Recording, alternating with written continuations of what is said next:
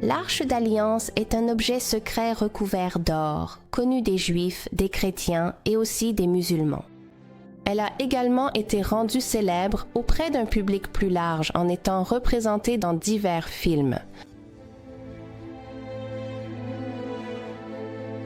Mais qu'est-ce que l'Arche d'Alliance? Le texte le plus ancien qui en parle est la Torah, que l'on trouve dans le Tanakh juif et dans l'Ancien Testament de la Bible. Il nous parle du Dieu suprême, celui qui prétend être le créateur de la planète Terre. Il écrivit 10 lois sur 2 tables de pierre. Ces pierres furent ensuite placées dans un coffre recouvert d'or. Le coffre lui-même fut alors fermé par un couvercle ou un siège avec 2 chérubins, un de chaque côté du couvercle. L'arche était utilisée à 2 fins différentes. C'était au-dessus de ce siège. Le Créateur de la terre se manifestait en tant que loi, et l'arche servait de trône au Créateur. Deuxièmement, elle était placée dans un système de sanctuaire avec d'autres objets sacrés.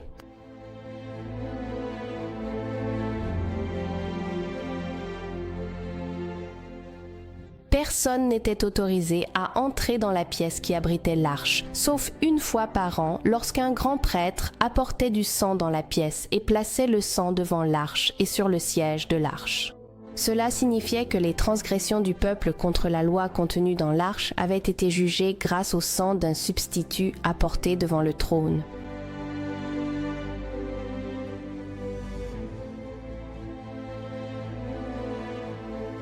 Elle fut ensuite déplacée dans le premier temple à Jérusalem, quelque temps avant que les Babyloniens n'assiègent la ville et ne détruisent le temple.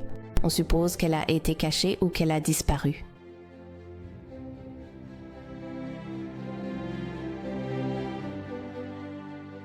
Depuis lors, de nombreux chercheurs, théologiens, historiens et archéologues se sont demandé ce qu'il était advenu de l'arche ou même si elle avait réellement existé. Était-ce un fait ou un mythe?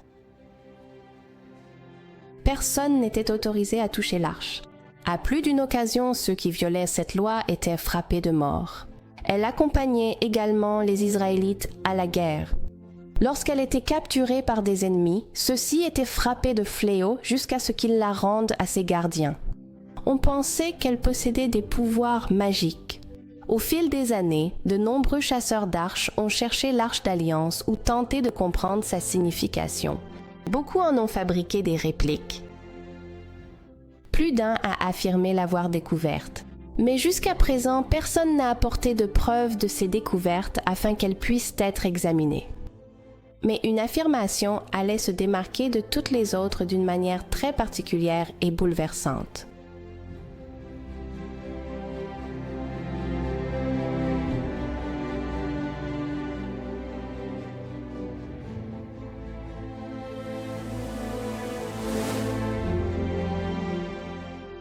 La disparition de l'arche demeure un mystère depuis très longtemps. Toutes les sources mentionnant son lieu de cachette ont été écrites bien après sa disparition et reposent clairement soit sur des légendes, soit même sur des suppositions. La dernière fois qu'elle a été mentionnée dans la Bible, c'est lorsque le roi Josias a ordonné qu'elle soit replacée dans le temple. Mais nous savons aussi que Babylone a conquis Jérusalem bien plus de 35 ans après le règne du fils de Josias. Un fait intéressant à ce sujet est qu'il n'est fait aucune mention de l'arche, alors que d'autres objets emportés sont mentionnés. Cependant, le livre des Maccabées, écrit plusieurs centaines d'années après sa disparition, affirme que l'arche avait été cachée sur la montagne où Moïse a vu la terre promise avant de mourir. Le livre de Baruch, un ouvrage encore plus récent, affirmait que Dieu avait laissé la terre sous Jérusalem l'engloutir et que l'arche réapparaîtrait à la fin des temps. Des récits médiévaux et des traditions affirmaient que l'arche avait été emmenée en Éthiopie. Et certaines spéculations du XXe siècle évoquaient l'Égypte, voire même l'Irlande. Mais ce qu'est réellement l'arche et l'endroit où elle se trouve pourraient en fait être liés. La fonction principale de l'Arche d'Alliance était d'être le siège gouvernemental de Dieu dans son temple terrestre. Mais l'arche avait de nombreuses missions en dehors du sanctuaire et n'était pas limitée aux rituels sacrificiels, que ce soit à l'intérieur ou à l'extérieur du système du sanctuaire. L'arche servait à défendre le droit de Dieu en tant que juge, unique vrai Dieu et roi de toute la terre. Sa revendication à ce droit était inscrite dans la loi placée à l'intérieur de l'arche, qui affirmait qu'il était le Créateur et que la terre lui appartenait donc. Dans les Saintes Écritures, il est écrit que le Dieu de la Bible a dit « Voici l'arche du Seigneur, celui qui est le Seigneur de toute la terre, car en vérité toute la terre m'appartient. » Et il faut savoir que le Très-Haut est absolument redoutable. Il est un grand roi sur toute la terre.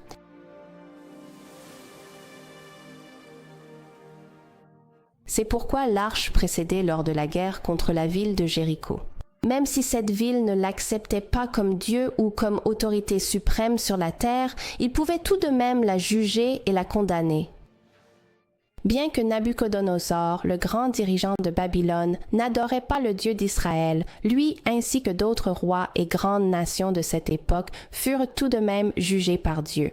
Les Assyriens, les Mèdes, les Cananéens, les Égyptiens, les Éthiopiens, les Philistins et bien d'autres nations qui ont rejeté Dieu comme leur Dieu ont tout de même été jugés selon la norme de Dieu.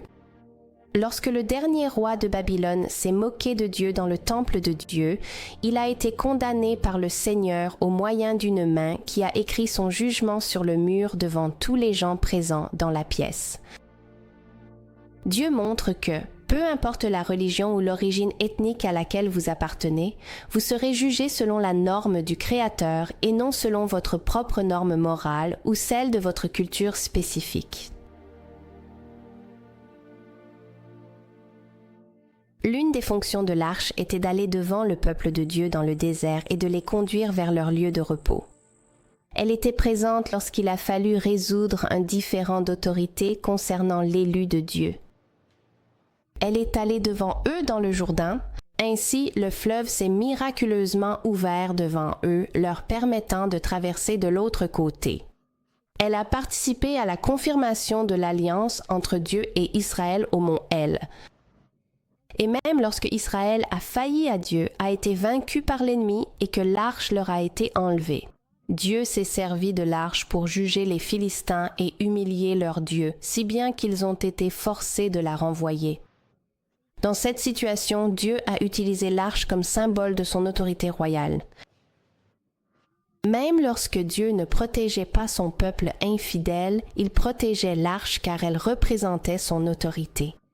Cela montre clairement qu'aucun homme n'avait besoin de la protéger et que Dieu la garderait en sécurité tout seul. Cela élimine également la possibilité qu'elle ait été détruite. L'arche avait été le trône de Dieu sur terre. Et la Bible dit que le trône de Dieu est pour toujours et à jamais. Alors que Jérémie venait d'être témoin de la destruction de Jérusalem et du temple, il avait quelque chose de tout à fait différent à dire au sujet du trône de Dieu. « Toi, ô Seigneur, tu demeures à jamais, ton trône subsiste de génération en génération. » Alors, que lui est-il réellement arrivé ? Jérémie avait été averti par Dieu que la ville et le temple allaient être détruits. Il était préparé, tout comme beaucoup d'autres. La chose la plus naturelle à faire était de cacher leur objet le plus sacré, l'arche de l'Alliance.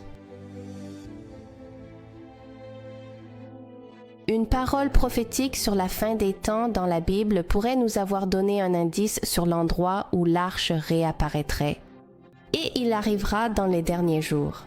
Et montons à la montagne du Seigneur, car de Sion sortira la loi et la parole du Seigneur de Jérusalem.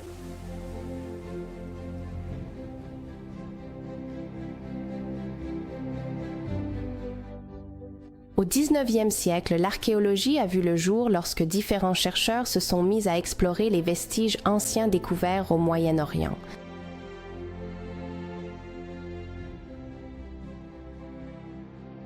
Des tombes et temples d'Égypte aux archives historiques des villes bibliques de Mésopotamie et de Palestine, la Bible s'est révélée être un livre historiquement exact.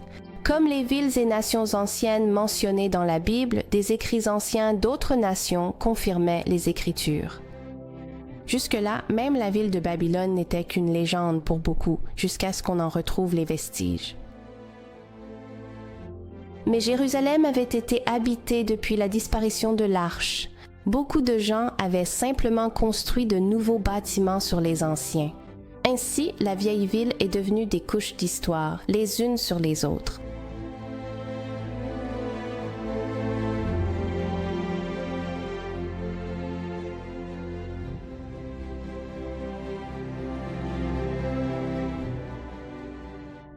En 1854, un missionnaire, James Barclay, marchait le long des anciens remparts de Jérusalem. Là, il tombe sur l'entrée d'une grande grotte sous la vieille ville. Pleine de tunnels et d'ouvertures, elle était fermée depuis des siècles et s'étendait sur la longueur de 5 pâtés de maisons.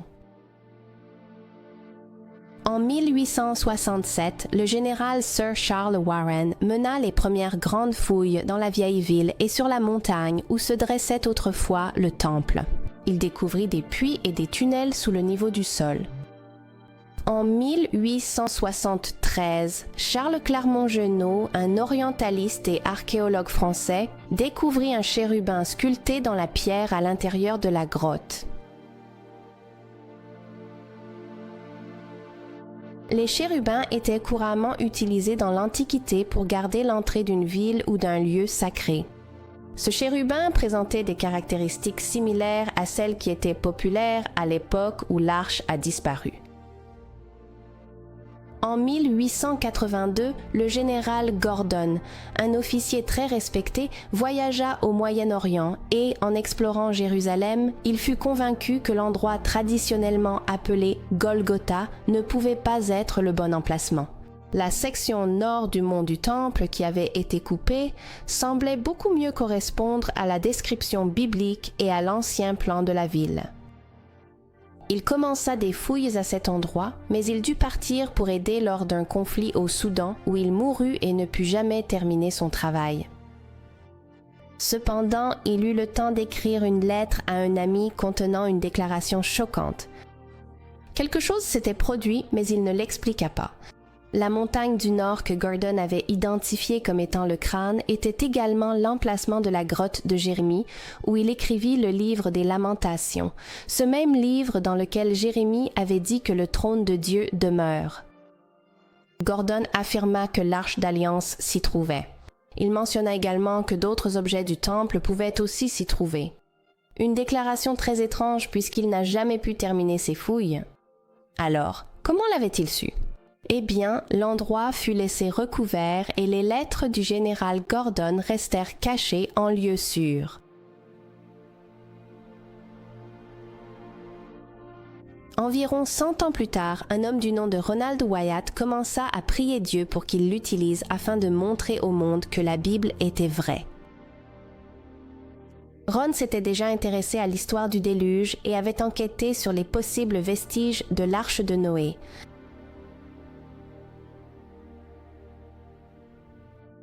Il étudiait également l'exode d'Israël hors d'Égypte et un endroit où ils auraient pu traverser la mer, trouvant plusieurs vieilles roues de chars égyptiens. C'est lors d'une de ces plongées qu'il se retrouva à voyager près de Jérusalem. Sur le chemin du retour, il marchait le long de la falaise avec une nouvelle connaissance lorsque sa main se leva soudainement d'elle-même et pointa vers un endroit où des débris et des ordures étaient entassés devant la falaise. Sans comprendre pourquoi ni comment, il s'entendit dire « Voilà la grotte de Jérémie et l'Arche de l'Alliance s'y trouve. »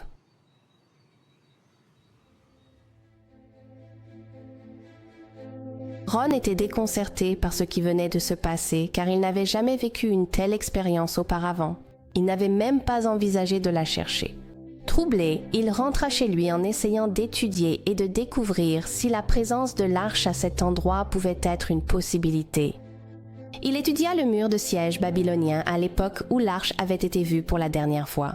Il essaya de déterminer à quel moment l'arche avait dû être retirée, ainsi que les contraintes de temps et d'endroit pour la cacher. Il voyait tout à fait la possibilité que l'arche puisse être dissimulée quelque part sous ces réseaux de tunnels. Il était convaincu que c'était Dieu lui-même qui l'avait inspiré à la retrouver.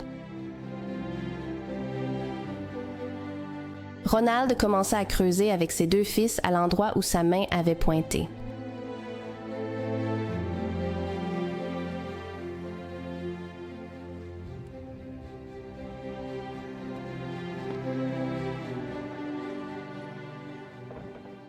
Cependant, ils découvrirent rapidement qu'un gros rocher de la montagne rendait difficile le creusement vers le bas. À la place, ils commencèrent à creuser quelques pieds plus à droite. En commençant l'excavation, il trouva rapidement 3 niches dans la paroi de la falaise. Ron pensa qu'il s'agissait peut-être de niches destinées à accueillir des panneaux datant de l'époque romaine. Après tout, le Golgotha se trouvait près de la route principale à l'époque de Jésus, et c'est peut-être là que Jésus a été crucifié. La célèbre citation de Quintilien « Chaque fois que nous crucifions des criminels, des routes très fréquentées sont choisies afin que beaucoup puissent le voir et soient saisis de crainte. Car toute punition ne vise pas tant la vengeance que l'exemple. » L'emplacement du Golgotha où l'église byzantine a été construite n'était pas près d'une grande route, mais cet endroit-ci l'était. Ces niches auraient-elles pu servir à placer des panneaux indiquant au peuple les crimes commis par les criminels? Il commença à penser que ce versant de la montagne pouvait être l'endroit où l'on crucifiait les gens. Il continua à creuser vers le bas, mais le sol en dessous était très meuble. Pour cette raison, ils retournèrent à l'endroit d'origine, espérant pouvoir creuser autour du gros rocher. Cette fois, ils découvrirent qu'ils pouvaient creuser entre la falaise et le rocher et que la falaise formait presque un toit à mesure qu'ils descendaient. En creusant vers le bas, il trouva rapidement ce qui semblait être un trou pour une corde taillée dans la falaise.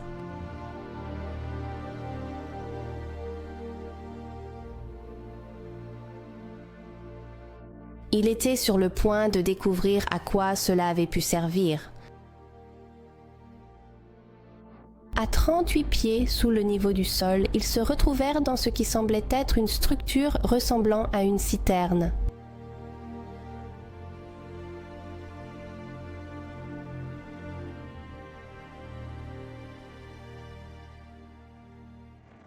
Elle était ronde, avec des escaliers qui descendaient à l'intérieur. Ron se demanda si elle avait pu servir à stocker du grain, puis avait été utilisée plus tard comme citerne. Il a taillé à travers le plâtre et a trouvé une grande quantité de poterie parmi la terre et les débris utilisés comme remblai pour former la citerne. Lorsqu'il montra ces morceaux de poterie aux autorités des Antiquités, ils les examinèrent et informèrent Ron que certains d'entre eux remontaient jusqu'à l'époque des Jébuséens. Les spécimens datés comme étant les plus récents provenaient de la période romaine. Il continua le long de la paroi de la falaise, sous l'endroit où il avait trouvé les niches. Grâce aux poteries et aux pièces de monnaie qu'ils ont trouvées, ils ont compris qu'ils se trouvaient au niveau romain. En creusant, il a trouvé de nombreux os de doigts qui ont confirmé son soupçon que cet endroit avait autrefois servi de lieu d'exécution.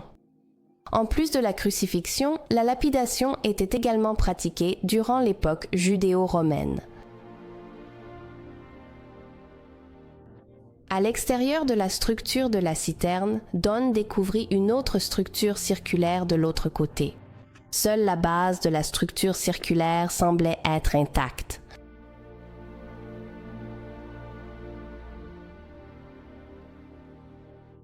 En étudiant la structure, il a trouvé une section bien préservée avec un mur et une pierre taillée posée horizontalement, sortant du mur dans la paroi de la falaise.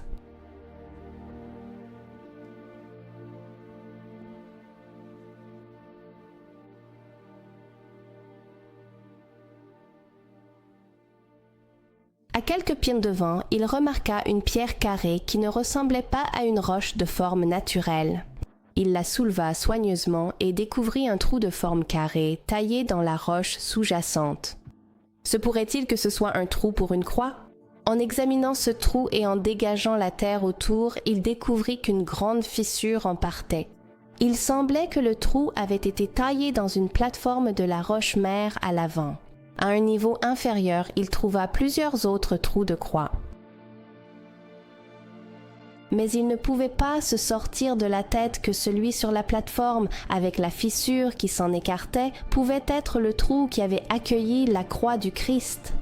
Il se rappela que l'Écriture disait qu'un tremblement de terre avait secoué la montagne à la mort du Christ. Cette fissure pourrait-elle indiquer le trou qui a tenu la croix? Le trou de la croix s'enfonçait de 23 pouces dans la roche solide, tandis que la fissure semblait s'étendre bien plus profondément.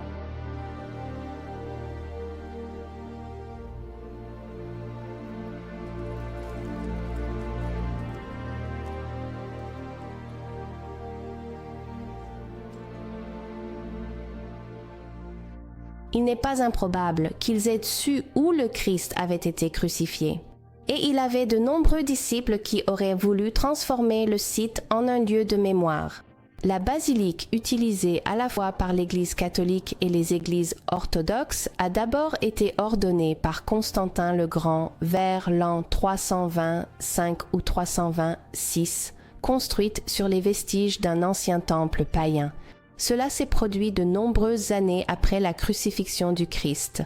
Mais ces vestiges découverts par Ron étaient romains et pourraient dater d'un peu après la crucifixion.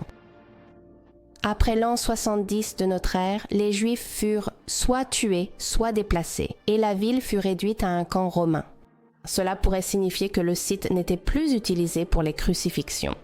Ron a trouvé des pièces de monnaie dans la structure du bâtiment datant de 135 après Jésus-Christ et d'avant, mais aucune postérieure à cette date. En 130 après Jésus-Christ, les chrétiens étaient favorisés à la place des Juifs et cette structure a donc probablement été construite par des chrétiens à cette époque ou avant. Cela signifie qu'il s'agissait probablement du premier site reconnu comme étant le véritable Golgotha. Le Golgotha sur lequel l'église byzantine a été construite environ 200 ans plus tard a été érigé à une époque où la connaissance de ces lieux avait été plus ou moins perdue. Plus on se rapprochait de l'époque de la crucifixion, plus ils auraient eu connaissance des détails de ce qui s'était passé. Le fait que les pièces de monnaie retrouvées dans l'ancien bâtiment datent de 135 après Jésus-Christ indique que ceux qui ont construit et utilisé cette structure ancienne l'ont apparemment abandonnée à cette époque et ont quitté la région. Le fait que les fondations soient encore intactes pourrait indiquer qu'elle n'a pas subi de destruction de la part d'envahisseurs, mais qu'elle est plutôt tombée en désuétude et en ruine. Finalement, avec le temps, elle a été recouverte de terre et de débris. Quoi qu'il en soit, les preuves montraient que la structure avait peut-être été construite bien avant l'église du Saint-Sépulcre. Ron et ses deux fils avaient travaillé ici pendant près de 2 ans. Ils ont continué à chercher au niveau romain une grotte ou une entrée de tunnel, mais sans succès.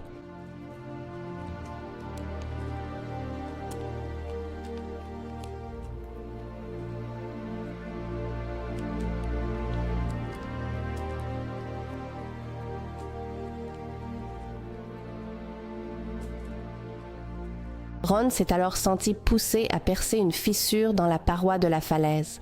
Ils ont tous prié et ont continué à ressentir cette impression. Ils ont utilisé des marteaux et des ciseaux, et après peu de temps, ils ont pu voir un espace ouvert derrière. Ils ont agrandi le trou pour pouvoir passer à travers. La grotte à l'intérieur faisait 4,5 mètres de haut et de large.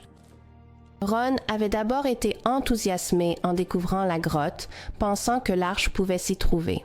Mais elle était vide et menait à une multitude de puits et d'ouvertures à l'intérieur de la montagne.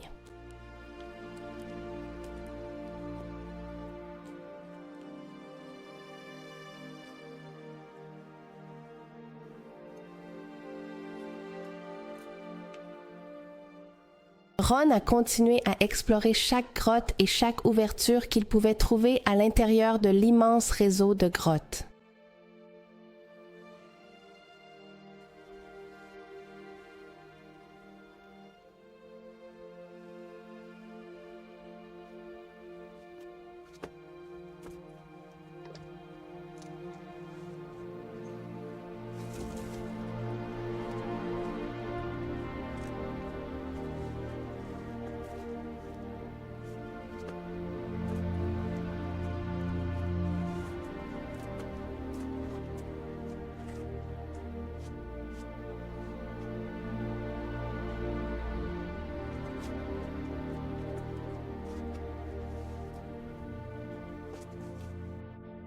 Pendant 2 ans, ils ont fait des allers-retours entre les États-Unis et Jérusalem pour gagner de l'argent chez eux afin de pouvoir revenir et poursuivre les recherches.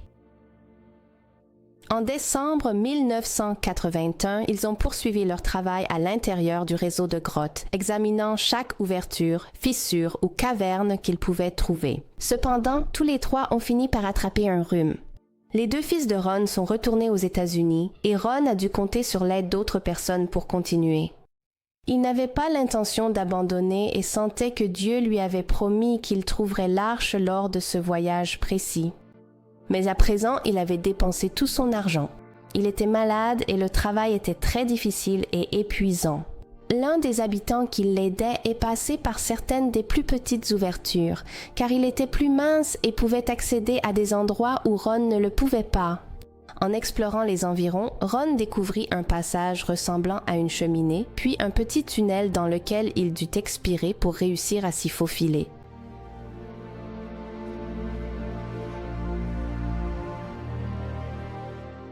Il remarqua alors une stéquite d'environ 40 cm de long devant la paroi de la falaise.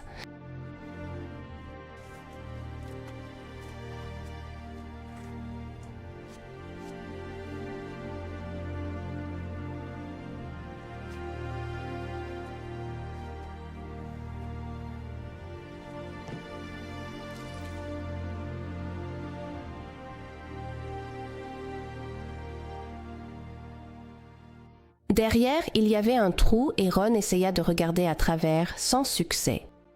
Il l'agrandit donc un peu et put voir une grotte à l'intérieur. Mais cela ne semblait pas très prometteur et la grotte paraissait remplie de pierres. Mais il était déterminé à tout inspecter. Il agrandit un trou suffisamment pour que son assistant puisse ramper à l'intérieur, mais celui-ci ressortit aussitôt avec un air terrifié en criant « Qu'est-ce qu'il y a là-dedans? Qu'est-ce qu'il y a là-dedans? Je ne retourne pas là-dedans. » Et il essaya alors de sortir du système K aussi vite que possible. Ron comprit alors qu'il pouvait y avoir quelque chose et agrandit le trou suffisamment pour pouvoir s'y faufiler lui-même. Nous étions maintenant le 6 janvier 1982. Il y avait environ 45 cm d'espace entre les rochers et le plafond.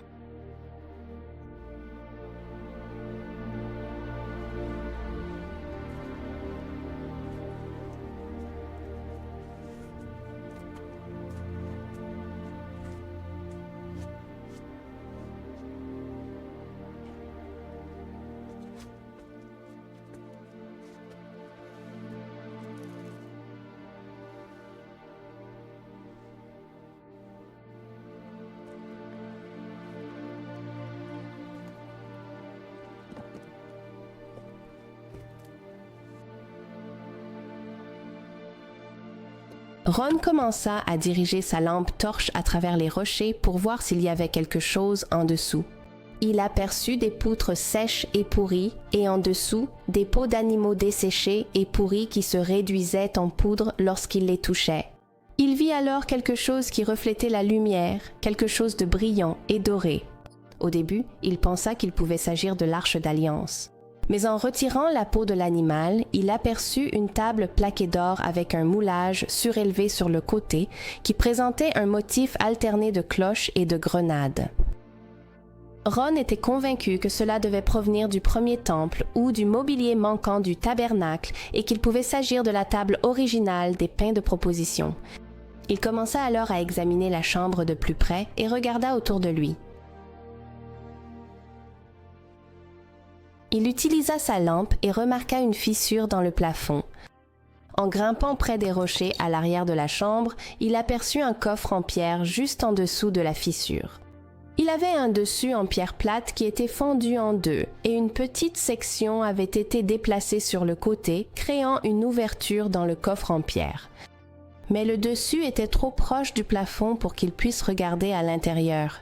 Il remarqua une substance noire dans la fissure au-dessus et encore un peu de cette substance noire sur le bord du couvercle menant à l'intérieur du coffre. La fissure dans le plafond se trouvait directement au-dessus de la partie fendue du couvercle, là où il était ouvert, et une partie de la substance noire avait forcément dû tomber dans le coffre. C'est à ce moment-là, se souvient Ron, alors que la compréhension soudaine de ce qui s'était passé ici l'envahit, qu'il perdit connaissance.